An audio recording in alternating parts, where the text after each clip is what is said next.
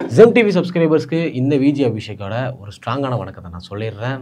இன்றைக்கி நம்ம எதை பற்றி பேச போகிறோம் அப்படின்னா, காலைல இந்த நியூஸ் பார்த்த உடனேயே எனக்கு ஒரு மாதிரி கஷ்டமாயிருச்சு அப்படின்னு சொல்லலாம். ஒரு உயிரிழப்பு.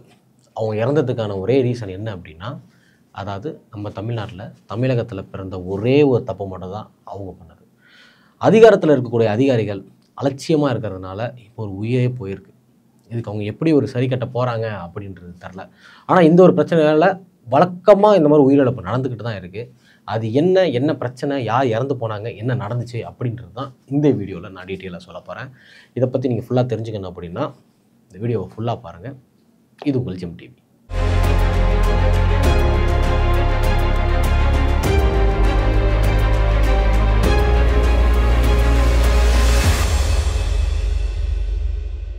இப்போ நம்ம தமிழகத்தில் மழைக்காலம்ன்றது ஆரம்பிச்சிருச்சு. தமிழகத்துக்கு 2 டைப்ஸ் ஆஃப் ரெயின்ஸ், அதாவது 2 வகையான மழை வரும். ஒன்று என்ன அப்படின்னா தென்மேற்கு பருவமழை அப்படின்னு சொல்லுவோம், இன்னொன்று வடமேற்கு பருவமழை அப்படின்னு சொல்லுவோம்.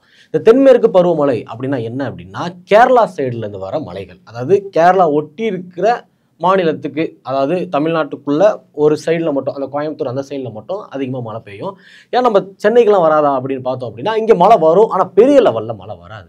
அடுத்தது வடமேற்கு பருவமழை அப்படின்னு சொன்னோம் அப்படின்னா இது நம்ம தமிழகத்துக்கு வர வேண்டிய மழை. இந்த மழையில் பார்த்தோம் அப்படின்னா இங்கே தமிழகத்தில் தான் மட்டுமே ஃபுல்லாக நிறைய மழை பெய்யும். அது மட்டும் இல்லாமல் நம்ம சென்னையை பற்றி சொல்ல போனோம் அப்படின்னா ஒரு சின்ன மழை பெஞ்சாலே முட்டியளவுக்கு தண்ணி நிற்கும்ல. இதுவே இந்த வடமேற்கு பருவமழை வந்துருச்சு அப்படின்னா சிட்டியே டோட்டலாக முழுகிடும் அப்படின்னே சொல்லலாம். நம்மளாம் நீச்சல் அடித்து தான் போகணும். நீச்சல் அடித்தோ இல்லை போட்டுலையோ அப்படி தான் போகணும். 2024 வரைக்குமே இப்படி தான் இருக்குது. இதுக்கு ஒரு மாற்றமே யாருமே எனக்கு கொடுக்கல. அது எப்போ கொடுக்க போகிறாங்க அப்படின்னு தெரில. ஏன்னா இப்போ சிட்டிஸ்குள்ளே பில்டிங்ஸ் எல்லாமே நெருக்க இருக்கிறதுனால தான் இந்த பிரச்சனை இருக்குது அப்படின்னு ஒரு வகையில் சொல்லிட்டு இருக்காங்க. ஆனால் இப்போது இந்த வடமேற்கு பருவமழை வரப்போகுது. அதுக்காக கவர்மெண்ட் ஒரு முன்னெச்சரிக்கை எடுக்கணும் அப்படிங்கிறதுக்காக ஒரு செயல் ஒன்று ஆரம்பிச்சிருக்காங்க. என்ன அப்படின்னா அந்த ட்ரைனேஜ், அதாவது அந்த வடிவாய்க்கால் அப்படின்னு சொல்லுவாங்கள்ல, அந்த தண்ணி எல்லாமே தேங்கி நின்றுச்சு அப்படின்னா அந்த ட்ரைனேஜ் வழியாக கீழே போயிடும் தண்ணி எல்லாமே. இதான் மெயின். அந்த தண்ணி மேலே ஃபுல்லாக இருக்கிறதுக்கு அந்த வடிவாய்க்கால் இருந்துச்சு அப்படின்னா தண்ணி எல்லாமே அந்த வடிவாய்க்கால் வழியாக போயிடும். இந்த கவர்மெண்ட் என்ன சொல்லியிருக்காங்கன்னா எக்ஸ்ட்ரா வடிவாய்க்கால் நம்ம ரெடி பண்ணணும் அப்படின்னும், ஏற்கனவே இருக்கிறத நம்ம கொஞ்சம் ஆல்ட்ரு பண்ணணும், அதாவது ஏதாவது அடப்பு இருந்துச்சு அப்படின்னா அதை கிளியர் பண்ணணும் அப்படிங்கிறதுக்காக இப்போது ஒரு மாநகராட்சிக்கு உட்பட்ட எல்லா ஏரியாலையுமே இந்த செயல் நடந்துட்டு இருக்கு. நல்லாவே நடந்துட்டு இருக்கு அப்படின்னு சொல்லலாம்.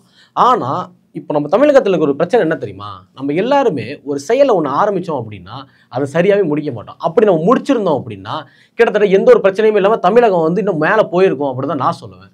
ஒரு வேலையை செஞ்சோம் அப்படின்னா அந்த செஞ்ச வேலையை கரெக்டாக முடிக்கணும். எல்லாருமே இப்படி முடிக்கிறோமா? சரி, ஓகே, நம்ம யாருமே முடிக்கிறதில்ல அப்படின்னா, அதாவது ஆட்சியில் இருக்கிறவங்கன்னு சொல்ல முடியாது. அதாவது ஒரு பொசிஷனில் இருக்கிறாங்க இவங்க. அந்த பொசிஷனில் இருக்கிறப்போ அவங்களுக்கு கீழே அந்த வேலை நடக்குதுன்றப்போ நம்ம தான் அது கரெக்டாக நடக்குதா இல்லையான்றதை செக் பண்ணணும். முழுமையாக ஒரு செயலை முடிக்கணும். நான் எதை பற்றி பேசுகிறேன் அப்படின்னா அந்த வடிவாய்க்கால் அப்படின்னு சொன்னல, இதை அவங்க ஆல்ட்ரு பண்ணிருக்காங்க. அது குழி தோண்டிட்டு இருக்காங்க. எல்லா இடத்துலையுமே சிட்டிக்குள்ளே எல்லா இடத்துலையுமே தோண்டிட்டு இருக்காங்க. அதை சரியாக மூடணும் அப்படின்னு தான் நான் சொல்கிறேன். ஒரு மூடாமல் இப்போ ஒரு உயிரே போயிருக்கு. இதுக்கு அவங்க எந்த அளவுக்கு ஒரு ஈடு கொடுக்க போறாங்க அப்படின்றது தெரியல. ஏன்னா ஒரு செயலை செஞ்சோன்னா அது சரியா முடிக்கணும்ல, அதை முடிக்கல. ஒரு குழியை தோண்டி இருக்காங்க, அது குழியை சரியா மூடவே இல்லை. இது மாதிரி ஒரு இடத்துல மட்டும் இல்லை, சிட்டிஸ்குள்ள ஏகப்பட்ட இடத்துல இருக்கு. ஏகப்பட்ட ஆக்சிடென்ட்ஸ் இதனால நடக்குது. இதை யார் பார்க்க போறா, யார் இதை பத்தி பேச போறா அப்படின்றது டோட்டலாவே தெரியவே தெரியல.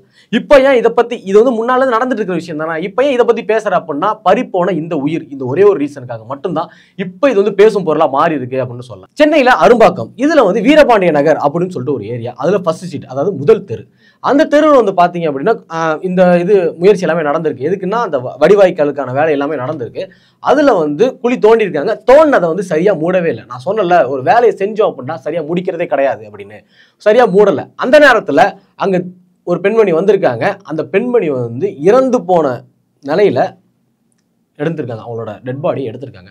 இது எப்படி பார்த்துருக்காங்க அப்படின்னா அந்த ஏரியாவில் இருக்கிற மக்கள் ஒரு பெண் அந்த ட்ரைனேஜ்குள்ளே இருக்காங்க அப்படின்றத பார்த்து போலீஸ்க்கு தகவல் கொடுத்துருக்காங்க. அதாவது சூளைமேடு போலீஸ் ஸ்டேஷனுக்கு. அந்த அரும்பாக்கம் எல்லாமே சூளைமேடு அப்படின்ற போலீஸ் ஸ்டேஷன் கண்ட்ரோலில் தான் வருது. அதனால அங்கே இன்ஃபார்ம் பண்ணியிருக்காங்க. அவங்க தீயணைப்பு துணையோட நேராக அந்த பெண்ணை கயிறு கட்டி இழுத்துருக்காங்க. வெளில இழுத்ததுக்கு அப்புறம் அவங்கள KK நகரில் இருக்கிற ESI ஹாஸ்பிட்டலுக்கு அமைச்சிருக்காங்க. ஷீஸ் நோ மோர், அதாவது அவங்க இறந்துட்டாங்க, இப்போ உயிரோடே இல்லை. இப்போ போலீஸ் விசாரணையில் என்ன கண்டுபிடிச்சிருக்காங்க அப்படின்னா இந்த இடத்துல, அதாவது குழி தோண்டியிருக்காங்க, இந்த வடிவாய்க்காலுக்காக குழி தோண்டியிருக்காங்க. அந்த தோண்டினதை சரியாக மூடாததுனால தான் இவங்க இறந்துருக்காங்க. ஆக்சுவலாக சின்னதாக மழை பெஞ்சாலே தண்ணி தான் ஃபுல்லாகிடும்ல, அந்த இடத்துல நமக்கு எப்படி தெரியும் குழி இருக்கா இல்லையான்னு நமக்கு எப்படி தெரியும்? அந்த இடத்துல தண்ணி போகணும், வடிவாய்க்கால் வழியாக தண்ணி இதாகிடணும், ஃபுல்லாகவே போயிடணும், ரோடு தெரியணுங்கிறது தான் வடிவாய்க்கால் ரெடி பண்ணுறது. ஆனால் அந்த இடத்துல தண்ணியாகவே இருந்திருக்கு, அது ஒழுங்காகவே மூடவே இல்லை. அந்த தண்ணியிலே நடந்து போனவங்க உள்ள விழுந்து இறந்துட்டாங்க. இதில் இன்னொரு விஷயம் என்னன்னா, அந்த தெருமக்கள், அதாவது அந்த ஏரியாஸ் இருக்கிற மக்கள் என்ன சொல்கிறாங்க அப்படின்னா, இந்த ஏரியாவில் சுத்தமாக ஸ்ட்ரீட் லைட்டே இல்லை, இரவு நேரத்தில் இங்கே எந்த ஒரு லைட்டுமே வராது, குழியும் தெரியாது, ஒன்றுமே தெரியாது, இப்படி இருக்கிறப்ப நாங்கள் எப்படி பயணம் பண்ண முடியும் அப்படின்னு சொல்லியிருக்காங்க.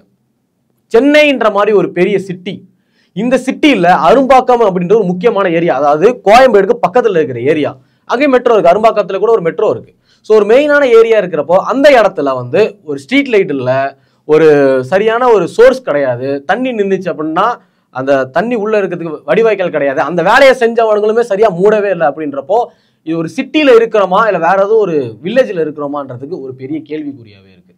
ஓகே, அந்த இறந்து போனவங்க யார் அப்படின்ற விசாரணையில் தெரிஞ்சது, அவங்க வந்து கோடம்பாக்கத்தை சேர்ந்த 42 வயசு இருக்கிற தீபா அப்படின்ற ஒரு பெண்மணி. இவங்க சரியாக ஒரு வேலையை பார்த்துருந்தாங்க அப்படின்னா இப்படி இந்த இடத்துல ஒரு உயிர் போயிருக்காது. இது வந்து ஆட்சியில் இருக்கிறவங்கள நான் சொல்கிறதா, இல்லை இந்த வேலையை கொடுத்தவங்கள்ட்ட நான் சொல்கிறதா, இல்லை வேலையை செஞ்சவங்கள்ட்ட நான் சொல்கிறதா அப்படின்னு எனக்கு டோட்டலாக எனக்கு புரியலை.